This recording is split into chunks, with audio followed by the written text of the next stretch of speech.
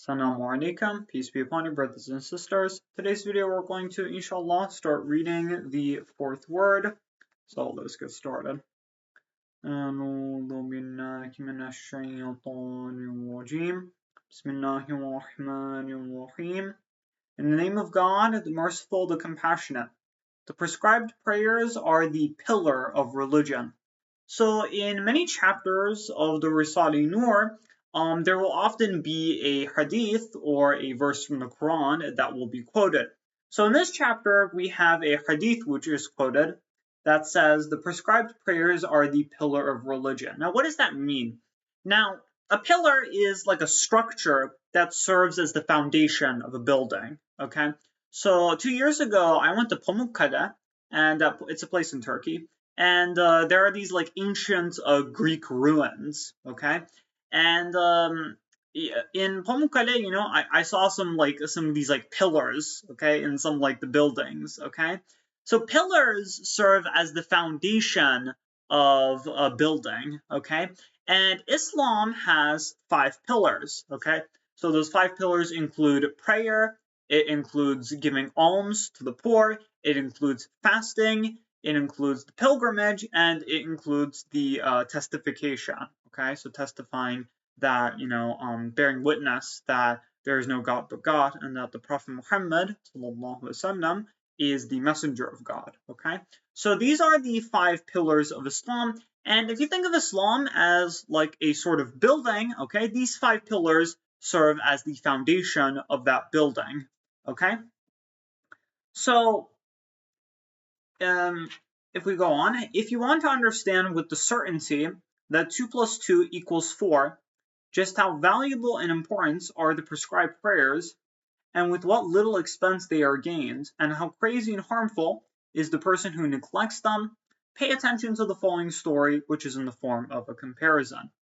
So the Risale-i is going to give us a comparison or a story in order to show us or illustrate the importance, the significance of prayer, and also the little expense at which it is gained. Okay, so it's saying that prayer is very easy. Okay, by expense, you don't have to do much.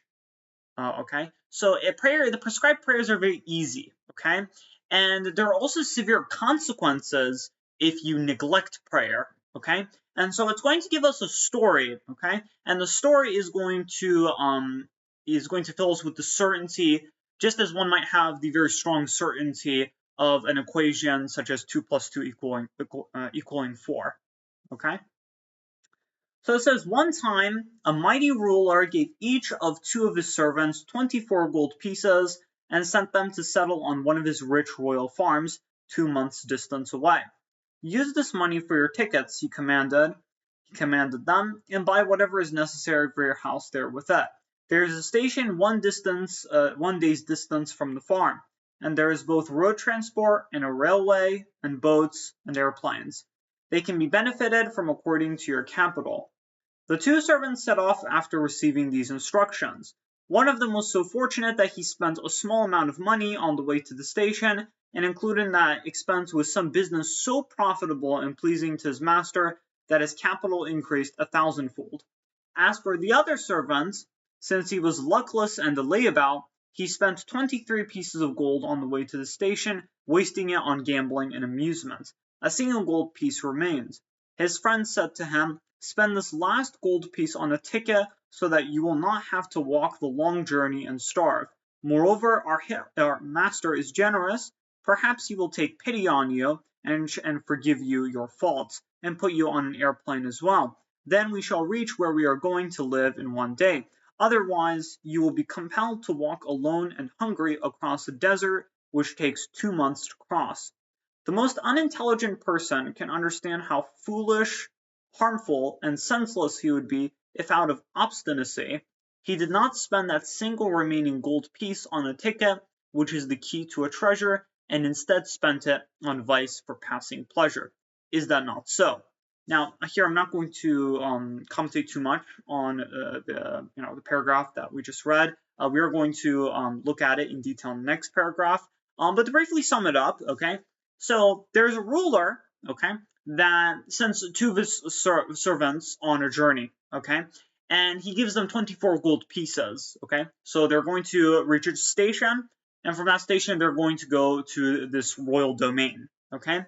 Now, one of the friends doesn't waste the 24 gold pieces of gold. Okay, he uses only a small portion of it, while his other friend ends up wasting it on gambling and entertainment. Okay, so let's see what the Risale-i has to say. O you who do not perform the prescribed prayers, and O my own soul which does not like to pray, the ruler in the comparison is our sustainer, our creator. Of the two traveling servants, one represents the devout who perform their prayers with fervor, and the other the heedless who neglected their prayers. The 24 pieces of gold are life in every 24-hour day, and the royal domain is paradise. As for the station, that is the grave, while the journey is man's passage through the grave and onto the resurrection and the hereafter. Men cover that long journey to different degrees according to their actions and the strength of their fear of God. Some of the truly devout have crossed 1,000-year distance in a day like lightning, and some have traversed a 50,000-year distance in a day with the speed of imagination. The Quran of mighty stature alludes to this truth with two of its verses. So, let's look at this first sentence. O you who do not perform the prescribed prayers, and O my own soul. So here, Sayyid Nursi is referring to his own soul. So he's referring to himself, which does not like to pray. The ruler in the comparison is our sustainer, our creator. So the ruler in the story, right, who sends off the two servants on their journey, he represents God. Okay?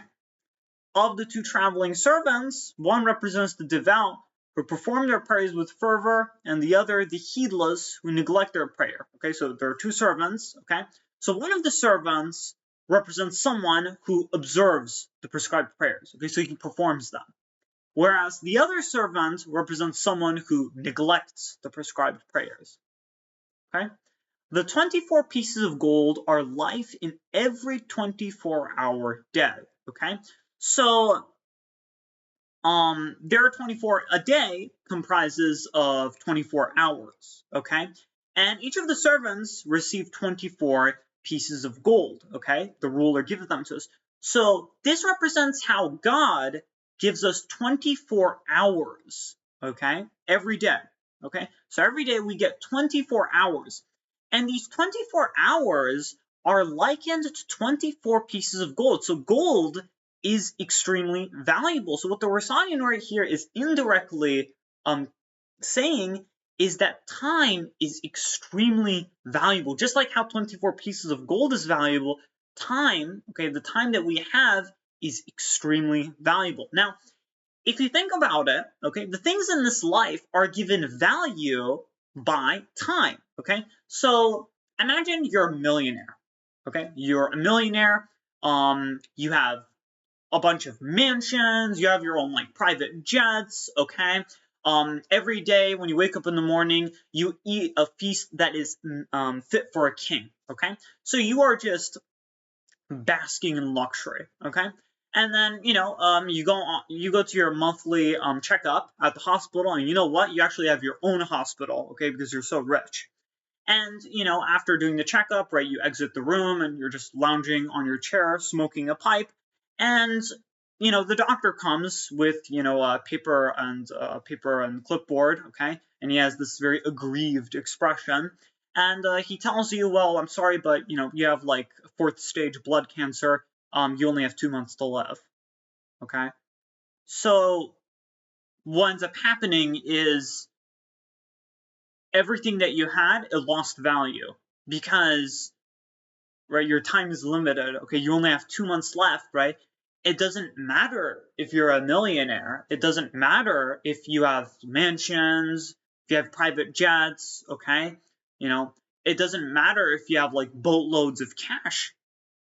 All of that loses its value, right? When your time ends up happening becomes very limited, right? When your time runs out, right? Not even, let's say 2 months, let's say you only have a few days or a few weeks, for example. it doesn't matter anymore. It doesn't matter if you're really rich or if you're impoverished, okay? You're leaving this world in like a few days, right?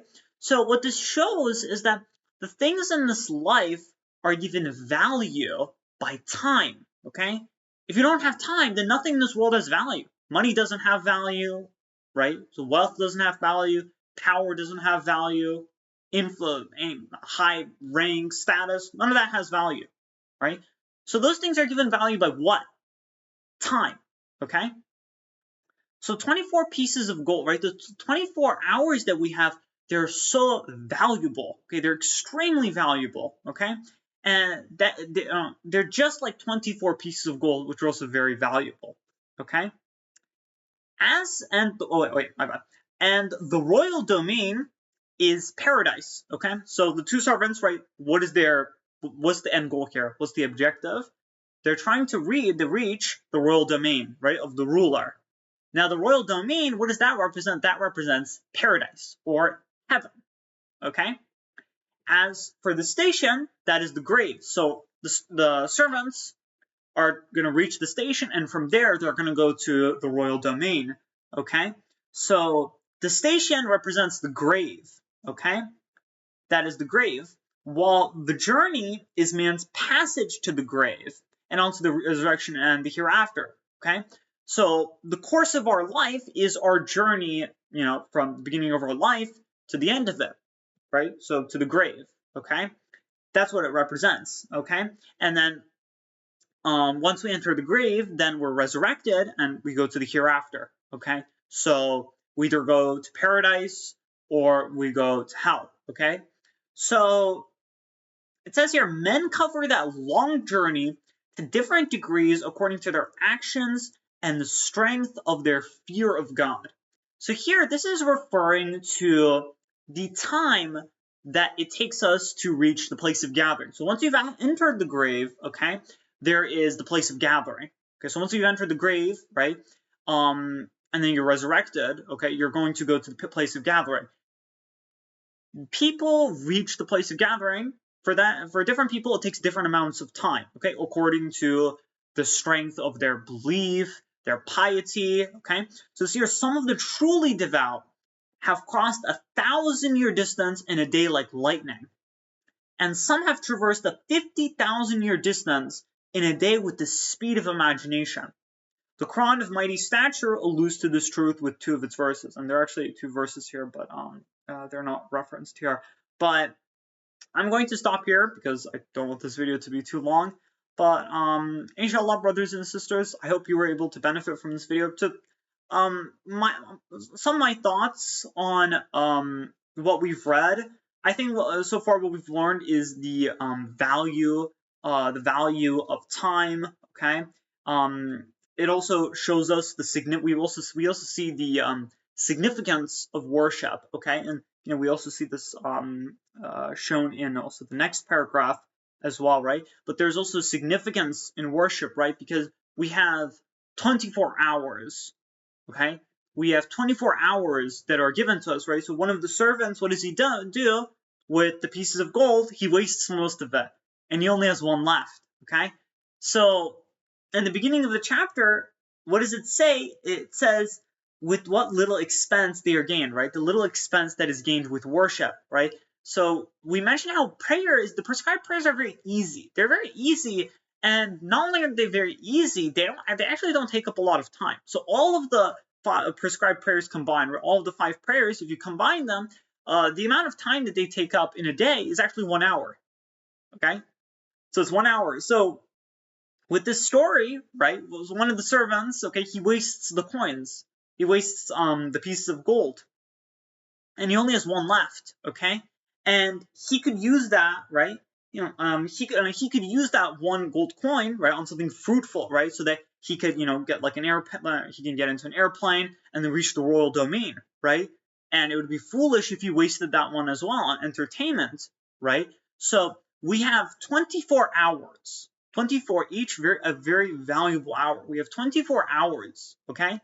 And God is only asking us to use 1 hour, just 1 hour on prayer, okay? So it would be very foolish for us if we didn't spend just 1 hour on prayer. And I would like to touch on this again, which is that, some people ask, like, why does God ask us to worship him, right? Like, what need does he have of worship? The truth is, God doesn't need our worship. Okay, God is not in need of our worship. It's actually the reverse. We're in need of worship. Okay, so if you think about like this is an example that's given in the Staff of Moses. If you think about like a doctor giving a cure to his like patient, right? It would be absurd for the patient to say, "What need do you have of giving this medicine to me?" Doctor doesn't need the medicine. The doctor doesn't need the medicine. You need the medicine, right? Because you're sick. You're affected by some ailment of some sort, right? So you're the one who needs the medicine, okay? So prayer is like a sort of medicine for us. We need it. God doesn't need our prayers, okay? And God is telling us, right? God is not requiring something very difficult from us. He's saying just use 1 hour of your 24-hour day on prayer, okay? Right? So with the little expense, right, you gain so much, okay? There's so much value in prayer, okay? So you use the 24 hours that you are given and you use it in a very fruitful way, okay? So you cultivate the land that you're given. You don't waste it, okay? So I'm going to stop here, but inshallah, brothers and sisters, you're able to benefit from this video, and I will see you guys next time.